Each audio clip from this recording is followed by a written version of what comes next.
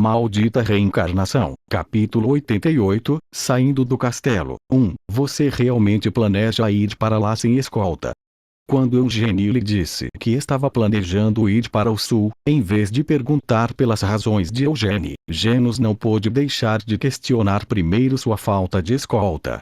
Era da Floresta Samar que eles estavam falando.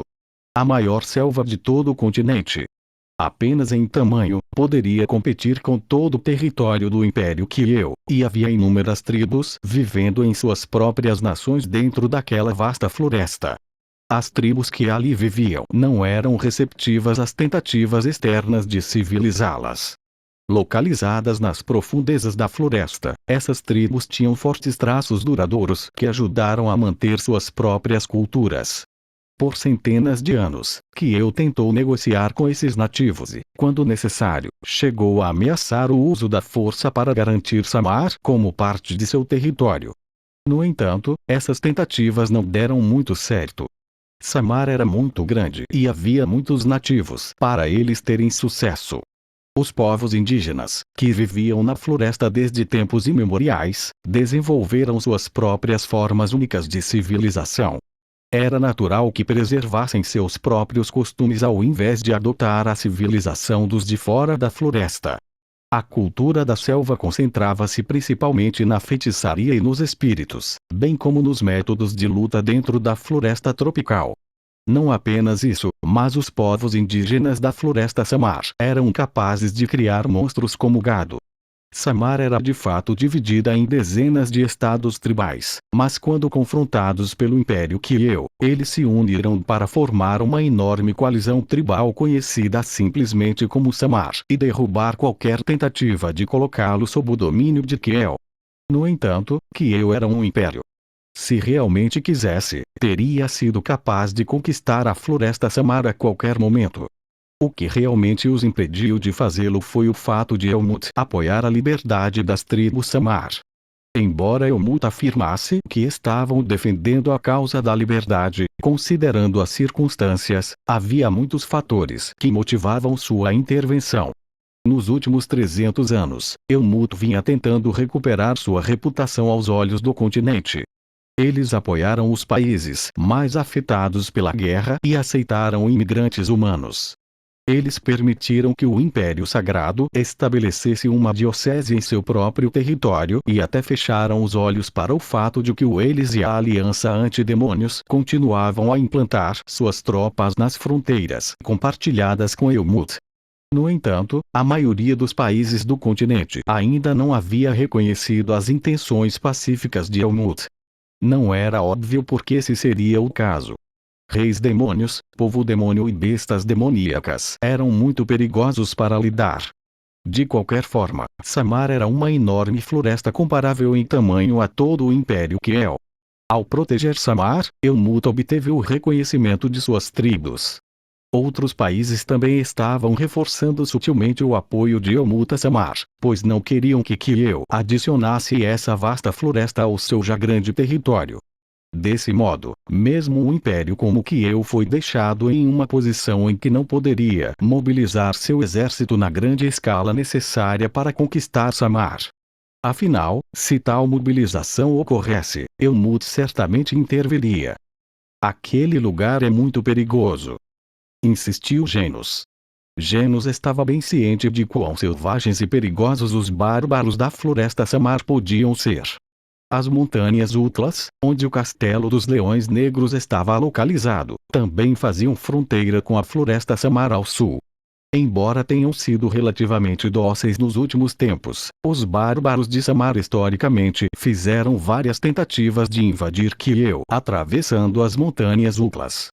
Por causa disso, os cavaleiros do castelo estavam sempre de olho em Samar. Os Cavaleiros Leão Negro foram, é claro, jurados ao clã Lionheart, mas com a aprovação do Império Kieu, eles também foram encarregados de proteger a fronteira. É também um local muito inconveniente. Genos tentou persuadir Eugênio. Eles não têm portões de teletransporte lá, muito menos cidades. Você está exagerando, irmão Júnior. As pessoas vivem lá, então por que não haveria cidades? Eugênio refutou. Mas não haverá cidades como as que você conhece, irmão sênior. Você pode até chamar de cidade um lugar onde um monte de prédios de um andar são espremidos ao acaso e as estradas não são pavimentadas adequadamente. Genos argumentou. Eugênio deu de ombros. Bem, você pode chamar qualquer lugar onde mora muita gente de cidade. Os banheiros não têm nem água encanada. Genos o avisou. Eugênio persistiu. E daí? Isso parece ser muito ecológico e exótico. Com a resposta de Eugênio, Geno soltou um suspiro profundo. Estou tentando te dizer que, se possível, você não deveria ir lá. Embora eu, claro, tenha fé em você, irmão sênior, para sobreviver em Samar, você precisa não apenas de habilidade, mas também de sorte. Isso significa apenas que, desde que você seja habilidoso o suficiente, não precisará de sorte. Eugênio se gabou com confiança. Genos hesitou. Isso é, irmão Júnior, sejamos francos. Na sua opinião, você acredita que minhas habilidades não são suficientes para me manter vivo em Samar? Não é mesmo, irmão Júnior? Eugênio abordou o assunto diretamente. Em vez de responder, as sobrancelhas de Genos franziram levemente. Não era como se ele pudesse fazer outra coisa. Não queria ferir descaradamente o orgulho de seu jovem irmão sênior. No entanto, não podia deixar de se preocupar com Eugênio, seu irmão sênior de 19 anos. Não havia dúvida sobre seu talento inato, e pelo que Genos tinha visto durante o duelo de Eugênio contra Carmen, Eugênio já possuía habilidades excepcionais para alguém de sua idade. Mas mesmo assim, Samar ainda era um lugar muito perigoso para Eugênio vagar sem escolta. Neste mundo, havia muitas pessoas que encontravam empolgação e alegria ao flertar com tal perigo.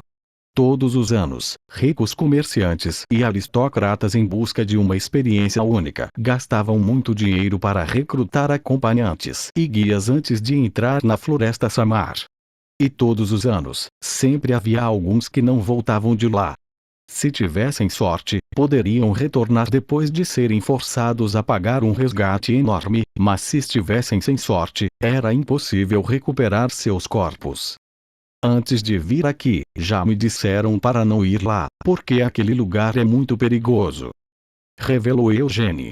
Quando anunciou que pretendia ir para Samar, Gilead se levantou como uma objeção. Não importa quais razões Eugênio pudesse ter, Gilead não podia permitir que seu filho adotivo, Eugênio, entrasse na extremamente perigosa floresta Samar.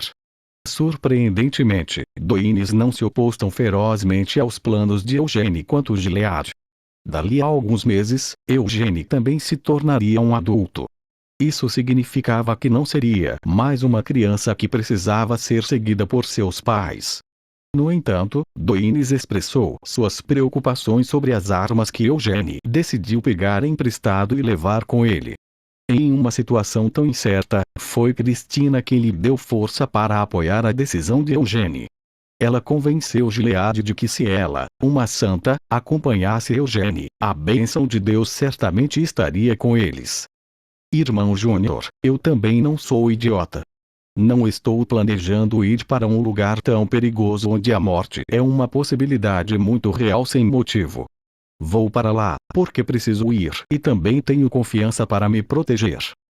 Declarou Eugênio. Ouvi dizer que você alcançou a 4ª estrela da Fórmula da Chama Branca. Disse Genos depois de pensar um pouco. Embora eu não pratique a Fórmula da Chama Branca, estou bem ciente de que ninguém na história da família principal conseguiu alcançar a 4ª estrela da Fórmula da Chama Branca em uma idade como a sua, irmão sênior. Eu sou incrível. Afirmou Eugênio com arrogância. Além disso, até aprendi magia. Tudo bem se eu verificar o quão habilidoso você é, irmão sênior. Genos propôs. Eugênio levantou uma sobrancelha. E se você decidir que minhas habilidades não são boas o suficiente, irmão Júnior? Então vou impedi-lo de ir a um lugar tão perigoso. Genos prometeu solenemente. Eugênio caiu na gargalhada e se levantou. Bem, então. Se eu disser não, parece que este meu irmão júnior não será realmente capaz de me respeitar como seu irmão sênior. Nesse caso, não tem jeito mesmo. Vamos começar. Vamos primeiro ao ginásio, propôs Genos. Embora possa ser apenas um duelo leve, desde que estejamos levando a sério, precisaremos de um observador imparcial. Vou buscar um e te encontro lá. Parecia que Genos estava tentando tornar impossível para Eugênio se esquivar do acordo. Eugênio riu e acenou com a cabeça. Como seu irmão sênior, de jeito nenhum eu voltaria atrás da minha palavra ao meu irmão júnior. É melhor ter certeza, respondeu Genos evasivamente. Pouco depois, todos se reuniram no ginásio. Os anciãos eram liderados por Doines, o patriarca Gilead, e até os capitães dos Cavaleiros Leão Negro estavam presentes. Olhando ao redor para todas as pessoas do lado de fora do ginásio, Eugênio soltou um assobio. Não há muitos observadores aqui. Eugênio observou. Como o número de espectadores aumentou, Eugênio deixou de fora o título de irmão mais novo de Genos. Enquanto tirava a camisa e a jogava de lado, Genos respondeu. O único que pedi para servir como observador foi o patriarca. No entanto, quando souberam que você e eu iríamos fazer um combate de treino, muitas pessoas pareciam interessadas em assistir, Eugênio. Isso era apenas natural. Por um lado, Genos Leonhardt era um dos guerreiros mais fortes dos Cavaleiros Leão Negro, ao lado de Dominic e Carmen. Por outro lado, havia Eugênio Leonhardt. Mesmo tendo nascido em um ramo colateral, foi adotado pela família principal devido ao seu talento único. De muitas maneiras, deixou uma marca sem precedentes na história do clã Leonhardt. Em vez de lâminas vivas, vamos usar essas espadas de madeira, propôs Genos. Eugênio perguntou. E a espada de força? Se usássemos isso, qual seria o sentido de mudar para espadas de madeira? Será mais seguro para nós dois se limitarmos o uso de mana apenas para nossos próprios corpos, disse Genos enquanto pegava sua espada de madeira. Eugênio também escolheu sua própria espada de madeira. De fato, mesmo sem usar uma espada real ou espada de força, seu nível de poder era suficiente para quebrar ossos. E isso era antes mesmo de mencionar o que eles poderiam fazer com o aprimoramento de mana. Como tal, ambos blindaram seus corpos com um escudo de mana. A regra era simples. No momento em que um de seus escudos de mana fosse perfurado e um deles fosse ferido, contaria como sua derrota. E magia? Eugênio perguntou mais uma vez. Se você sentir que precisa usá-la, então vá em frente. Genos permitiu. Como não acho que o que Sir Genos quer ver de mim é minha habilidade em magia, não vou usar nenhum feitiço, prometeu Eugênio com um sorriso.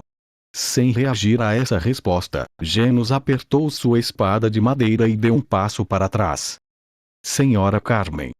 Dominic, que estava assistindo enquanto os dois se preparavam para o confronto, de repente falou.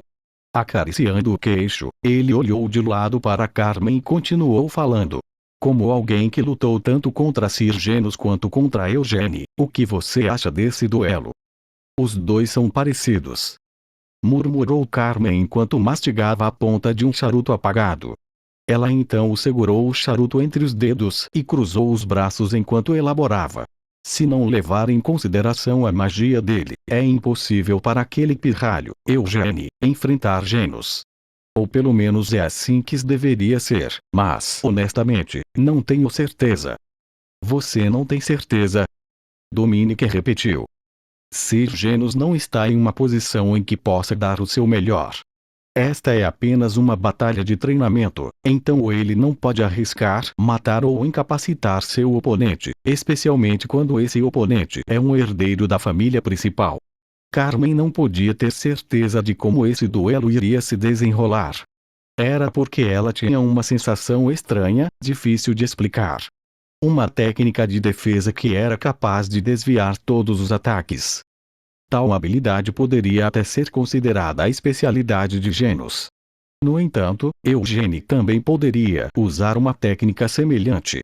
Na verdade, as técnicas compartilhadas por esses dois eram tão semelhantes que ela até começou a suspeitar que Eugênio era discípulo de Genos, ou pelo menos havia sido ensinado por ele. Carmen hesitou. No entanto, em termos de finesse, parecia absurdo, mas, tendo enfrentado pessoalmente ambas as técnicas, ela sentiu que a sutileza de Eugênio na execução da técnica estava muito acima da de Genos. Quando enfrentou Eugênio, Carmen não usou todo o seu poder. No entanto, os ataques que lançou nele eram poderosos e pesados. O suficiente para que fosse impossível para um pirralho de 19 anos lidar com eles. Afinal, ela havia ajudado derrotá-lo em 1 minuto. No entanto, muito menos 1 minuto, ela não foi capaz de derrotá-lo, mesmo depois de 3 minutos. Não, ela nem foi capaz de realmente pressioná-lo, mesmo que Carmen não estivesse pegando leve com ele. Eugênio mostrou níveis absurdamente altos de controle de mana, e foi capaz de desviar todos os ataques dela. Sua técnica superou até mesmo a de Genos. Venha, então. Genos concedeu o primeiro golpe. Eugênio podia ser seu superior distante, mas tal generosidade ainda era justificada. Eugênio sorriu e assumiu sua posição. Isso é muito bom para mim. Eu queria dar uma boa olhada nele em relação ao maldito estilo Amel que o Vermouth, aquele filho da puta, havia resolvido ensinar a seus descendentes. Eugênio também se familiarizou com ele depois de ler as notas que Genos havia escrito. Mas mesmo que não o tivesse lido, Eugênio não podia deixar de estar familiarizado com ele. Todos os 10 movimentos do estilo Amel foram baseados em técnicas que foram usadas por Amel, afinal. Embora isso fosse apenas em sua infância imatura. Eugênio julgou. Em termos de técnica, sou superior. Eu desmontei o estilo Amel e o corrigi para ele, mas Genos provavelmente não será capaz de adaptar as técnicas que ele pratica há décadas tão rapidamente. E mesmo que Genos conseguisse adaptá-las, ainda não seria um grande problema. Afinal, o estilo Amel ainda não era baseado no que Eugênio havia criado como Amel. Em outras palavras, em circunstâncias normais, era impossível para Eugênio perder essa batalha de treinamento. Não havia como Genos não estar ciente desse fato. Mesmo assim, ainda havia proposto esse duelo, porque queria confirmar as habilidades de Eugênio além dessas técnicas. Além disso, se Genos era capaz de derrotar Eugênio mesmo usando as mesmas técnicas, então, sem o conhecimento do público, o direito de Eugênio de continuar agindo de forma superior a Genos também estava em jogo. Você está distraído, irmão Júnior. Eugênio repreendeu Genos silenciosamente enquanto segurava sua espada de madeira bem na frente dele. Para começar tudo bem. Vamos usar o estilo Amel, segundo Move. Calma, cacete. Por que estou usando esse nome de merda agora também? A expressão de Eugênio se transformou em uma carranca quando ele empurrou o chão com um pé. O segundo movimento era chamado de 1000 palmas de trovão. Embora tivesse 1000 em seu nome, na verdade era apenas golpear sua espada dezenas de vezes em uma enxurrada rápida. Se você adicionasse espada de força em cima disso, mesmo que não chegasse a 1000, poderia pelo menos fazer parecer que havia centenas de golpes. 1000 palmas de trovão. Genos reconheceu, seus olhos se abrindo amplamente. Embora Eugênio não tivesse gritado o nome de seu ataque, não havia como Genos não ser capaz de reconhecer essa técnica. Não, é diferente, Genos percebeu. Não são as mesmas 1000 palmas de trovão que conheço. O que estava no manual secreto de Sir Amel era uma versão melhorada. As genuínas 1000 palmas de trovão. Como seu irmão sênior juvenil, Genos estava levando Eugênio um pouco de ânimo leve. Ele era forçado a chamar Eugênio de seu irmão sênior devido às regras de hierarquia, mas Genos ainda pensava que era esmagadoramente superior a Eugênio em termos de habilidade pura. No entanto, depois de ver as genuínas 1000 palmas de trovão sendo usadas por Eugênio, Genos não podia mais continuar acreditando que sua própria habilidade era tão massivamente superior. Atualmente, o que Eugênio estava exibindo era a versão perfeitamente recriada das verdadeiras 1000 palmas de trovão. Mesmo sem misturar a espada de força, a ponta da espada de madeira parecia ter se dividido em dezenas de cópias, todas golpeando juntas. Isso era o quão perfeitamente cada um dos diferentes golpes de espada foi tecido junto. Genos imediatamente puxou sua espada de madeira para trás. Estilo Amel, terceiro movimento, contra-ataque de relâmpago. Crack! A espada de madeira de Genos se transformou em um raio. O relâmpago perfurou o centro da rajada de golpes de espada. Clac! Ambas as espadas de madeira foram jogadas para trás. Seu ataque falhou. O contra-ataque de relâmpago era um contra-ataque destinado a perfurar o ataque de um oponente. No entanto, sem qualquer hesitação, Genos imediatamente recuperou sua espada. Os relâmpagos do estilo Amel nunca param, lembrou Genos a si mesmo. Ele usou a mana que circulava dentro dele para regular seu corpo. O braço que havia sido empurrado para trás pelo recuo foi movido à força de volta ao lugar pelo fluxo de sua mana. O objetivo final do estilo Amel era poder controlar completamente todos os movimentos do corpo apenas com mana. Isso permitiria que o praticante se tornasse ainda mais rápido e mais forte. Também permitiria que atacasse continuamente, qualquer que fosse sua situação ou condição. As 1000 palmas de trovão de Genos explodiram em direção a Eugene. Os olhos de Eugene foram capazes de alcançar cada uma das dezenas de golpes de espada. Como esperado, a técnica de Genos ainda era exatamente como o que ele havia escrito nas notas que deu a Eugene. Em outras palavras, sua técnica era inferior para os padrões de Eugene, mas a habilidade e experiência de Genos ainda podiam compensar a inferioridade técnica. Dito isto, Eugene ainda podia ver através dele. Podia ver tudo. O corpo de Eugene escorregou para trás, um momento antes das estocadas da espada apunhalarem o ar na frente dele. O contra-ataque de relâmpagos deve ser usado sem aviso prévio, pensou Eugene naquele instante.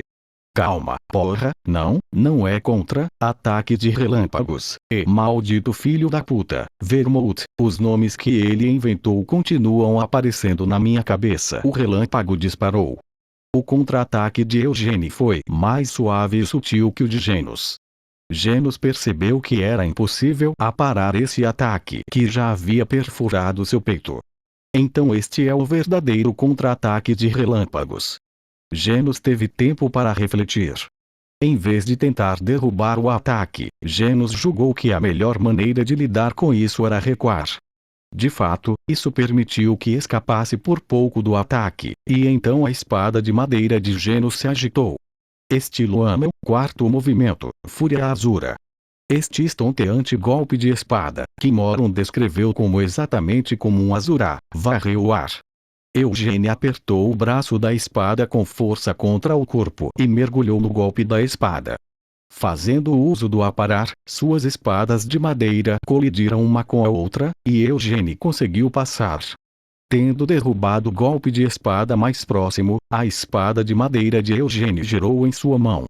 A espada que estava segurando agora em um punho invertido cavou um sulco no chão enquanto subia. Explosão do dragão. Eugene gritou internamente.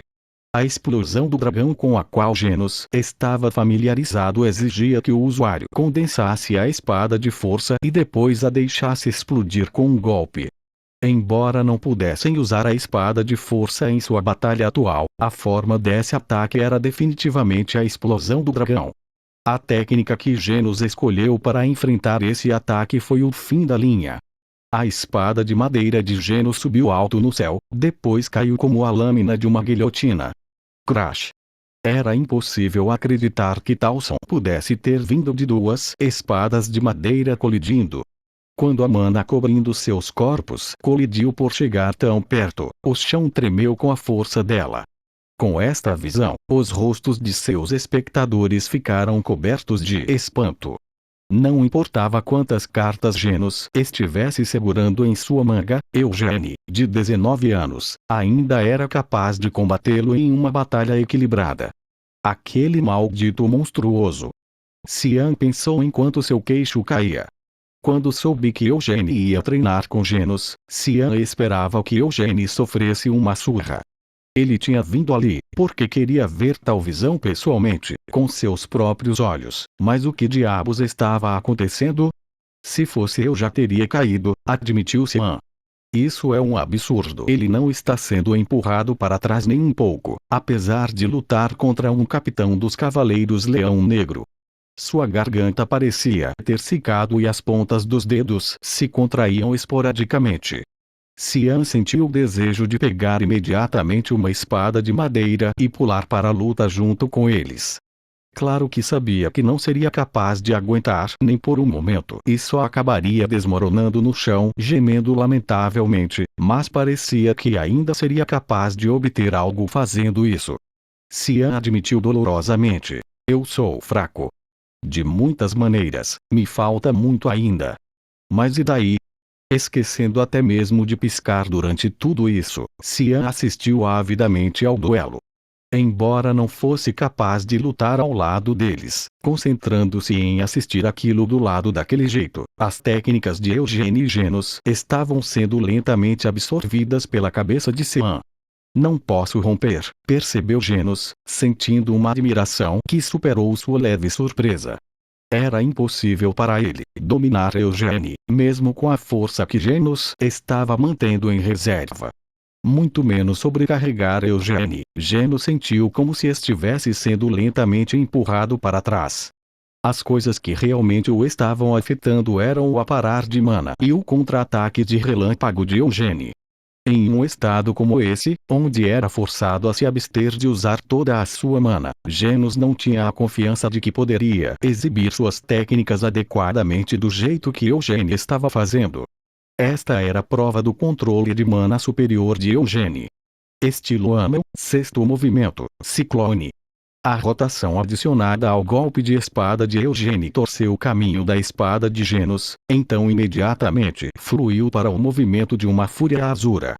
Genos estava lentamente sendo empurrado para trás pouco a pouco, mesmo enquanto continuava procurando uma chance de um contra-ataque de relâmpago.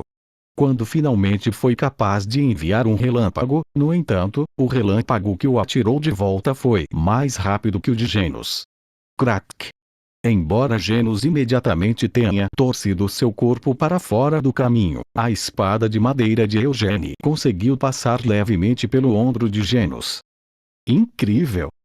Genos engasgou quando deu alguns passos para trás e balançou a cabeça.